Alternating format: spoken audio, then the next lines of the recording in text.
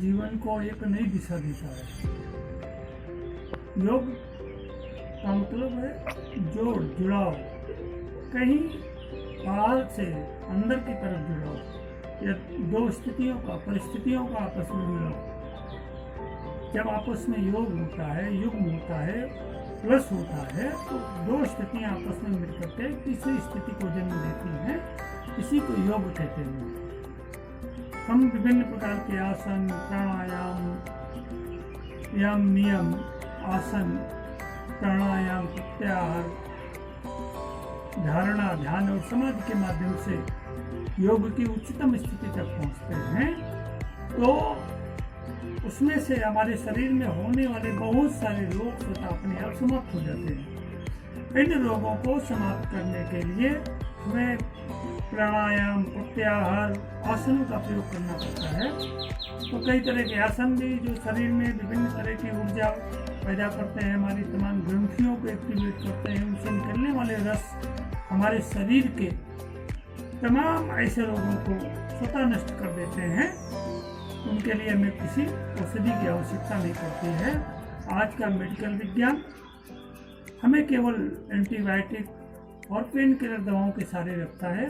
यह एंटीबायोटिक और pain killer दवाएं ही हमारी रोग प्रतिरोधक क्षमता को कमजोर करती हैं। अगर हम इनसे बचे रहेंगे तो हमारे शरीर में रोग कम होंगे। तो आज बात करते हैं अल्सर पर। अल्सर आंतों की गहराइयों में या आहार नाल की गहराइयों में, अंदरूनी परत में एक विशेष तरह का रोग होता है जिसको गैस्ट्रिक अल्सर कहते हैं। अगर यही आंत के आगे वाले भाग पर होता है तो इसको डुओडेनल कैंसर, डुओडेनल अल्सर कहते हैं। तो देखिए, अल्सर एक ऐसी चीज है जिसके पनप जाने से हमारे शरीर में हमें भूख न लगना, पीठ में जकड़न होना, बार बार उकाई आना, मतली होना, रात में खाली पेट या खाना खाने के बाद पेट में दर्द होना, हमारे मल के साथ खून या पीप आना, जैसे कई समस्याएं होती हैं जिसके कारण हमें भोजन को पचाने में बड़ी दिक्कत होती है। तो इस अल्सर को ठीक करने के लिए हम क्या करें? अल्सर को ठीक करने के लिए हमें कई तरह की चीज़ों की आवश्यकता पड़ती है। तो इसके लिए हम क्या करेंगे कि हम शलभासन, धनुरासन, लौकासन, भुजंगासन, मकरासन, ये जो 5 आसन हमने आपको बताए, अगर इसको हम अपनी दैनिक दिनचर्या में शामिल कर लें तो इन आसनों के करने से हमारे कूला गुदा स्थान की मांसपेशियां सशक्त हो जाती हैं और पेट के रोग जैसे कब्ज है, साइटिका के स्नायु हैं, इनको शिथिल कर देता है और एड्रिनल ग्रंथ को कार्य को भी निस्तारित करता है। तो इस तरह से हम आसनों का प्रयोग करें।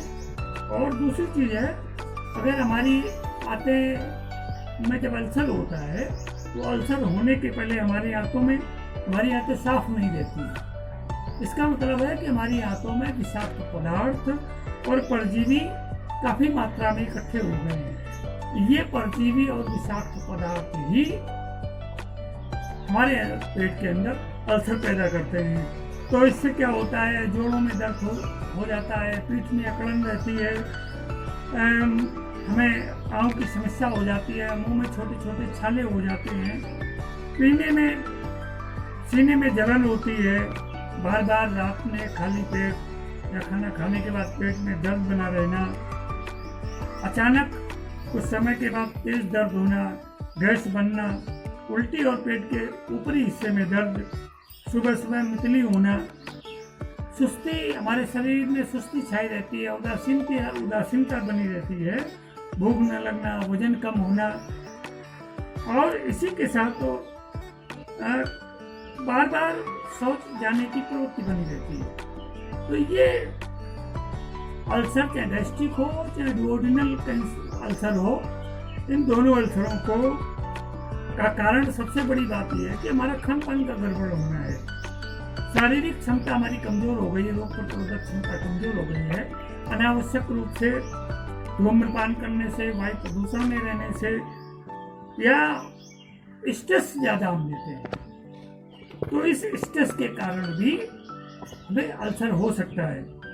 गरिष्ठ भोजन खाना, विटामिन डी की कमी शरीर में, हानिकारक बैक्टीरिया पेट में पैदा हो जाना तथा ज़्यादा स्टेरॉइड्स का सेवन करना। हेलिकोबैक्टर पाइलेरी नाम का जब जीवाणु पेट में संक्रमण पैदा करता है तो इसका ही मुख्य कारण है अल्सर हो जाना। तो देखिए, इसके लिए सबसे ज़्यादा हमें प्रोटीन की आवश्यकता पड़ती है। यह प्रोटीन हमारे हाथों के घाव को जो ठीक करती है, ऊतकों को ठीक करती, रिपेयरिंग करती है। और प्रोटीन से अंडे, मछली, मूंगफली, अखरोट, पनीर, सलाद, इन सब चीज़ों में प्रोटीन की मात्रा अधिक मात्रा में पाई जाती है। तो इसका सेवन करेंगे तो ये हम प्रोटीन हमारी आंतों को तमाम तरह अल्सर को रिपेयर करने में मदद करता है। जो घाव हो जाते हैं छोटे छोटे, उनमें मदद करता है। कैल्शियम सूजन को कम करता है। हरी पत्तियों वाले साग, ब्रोकली है, इन सब में कैल्शियम की मात्रा ज़्यादा होती है। पर एक बात ध्यान रखें कि कैल्शियम का प्रयोग जब भी करें तो विटामिन डी के साथ करें। ग्रीन टी एंटीऑक्सीडेंट्स इसमें पर्याप्त मात्रा में होता है, ये भरपूर होते हैं एंटीऑक्सीडेंट से। तो इनके एंटीऑक्सीडेंट्स हमारे शरीर में स्वेलिंग को कम करते हैं, दर्द को कम कर देते हैं। तो ग्रीन टी भी हमारे लिए काफ़ी फायदेमंद साबित हो सकती है। पानी पीना, गाय के दूध में हल्दी का प्रयोग करना, गुड़ैल के लाल फूलों का शरबत बना के लेना, बादाम को रात में भिगो देना और सुबह धीरे धीरे उसको और उसके दूध को चूस करके पेट के अंदर ले जाना।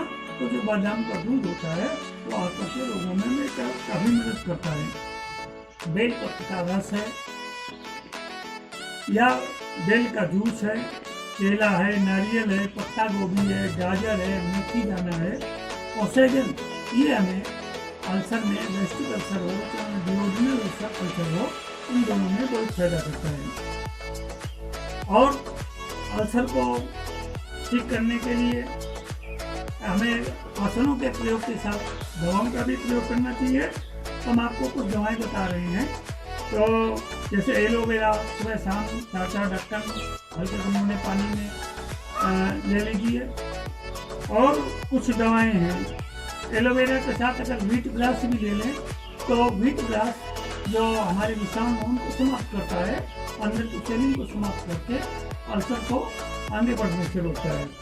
तो काम सुधार से ये 10 ग्राम, कैरवा पिष्टी 10 ग्राम, मोती पिष्टी 4 ग्राम और नाग केसर 100 ग्राम का एक डिब्बा आता है।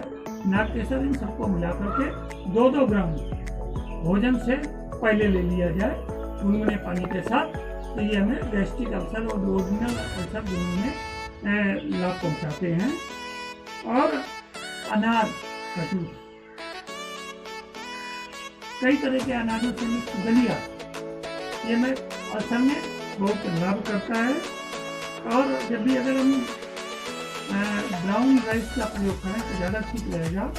तो चीनी का प्रयोग न करके हम काले गुड़ का प्रयोग कर सकते हैं, वो ज़्यादा लाभदायक रहेगा। और सफ़ेद नमक की जगह चीनी नमक का प्रयोग करें तो आप अल्सर की बीमारी में काफ़ी कामयाब हो सकते हैं। देखिए, ये तो हमने आपको दवाएं बताई, पर ये हमने एक आपको औपचारिक रूप से इतनी सारी चीज़ें आपको बताई। और इसके लिए आपको गहन जांच, कोलोनोस्कोपी, बायोप्सी करवा करके अच्छी तरह से एक योग डॉक्टर प्रशिक्षक से अपनी जांच करवा करके पहले ये तय कर लें कि आपको अल्सरेटिव कोलाइटिस तो नहीं है, गैस्ट्रिक अल्सर है, डिओजिनल अल्सर है, किस तरह की बीमारी आपके पेट में है। और फिर योग डॉक्टर वैद्यों से, प्रशिक्षकों से परामर्श करके ही दवाओं का सेवन करें। कभी ये और इसके साथ आसन भी करें, योग भी करें। तो ये सारी चीज़ें मिल करके प्राकृतिक रूप से प्राकृतिक वातावरण में ज़्यादा रहना पसंद करें तो आपको अल्सर से निजात मिल सकती है। शायद आप इससे हमारी कही हुई बात से लाभ उठाएंगे और दूसरों को भी इससे प्रेरित करेंगे। हम इसके अगले अंक में आपसे मिलते हैं अल्सरेटिव कोलाइटिस के विषय में एक नई जानकारी लेकर के। हमारे इस बात को लाइक, शेयर और सब्सक्राइब करना न भूलें। इससे अगर आप सब्सक्राइब करेंगे, लाल बटन दबाएंगे, तो आपको आने वाले वीडियोज़ में जो हम जानकारी दे सकते हैं वो आपको मिलती रहेगी। तो जीवन के साथ योग चैनल में योगाचार्य आदि का साधन। नमस्कार, मिलते हैं अगले अंक में नई जानकारी के साथ।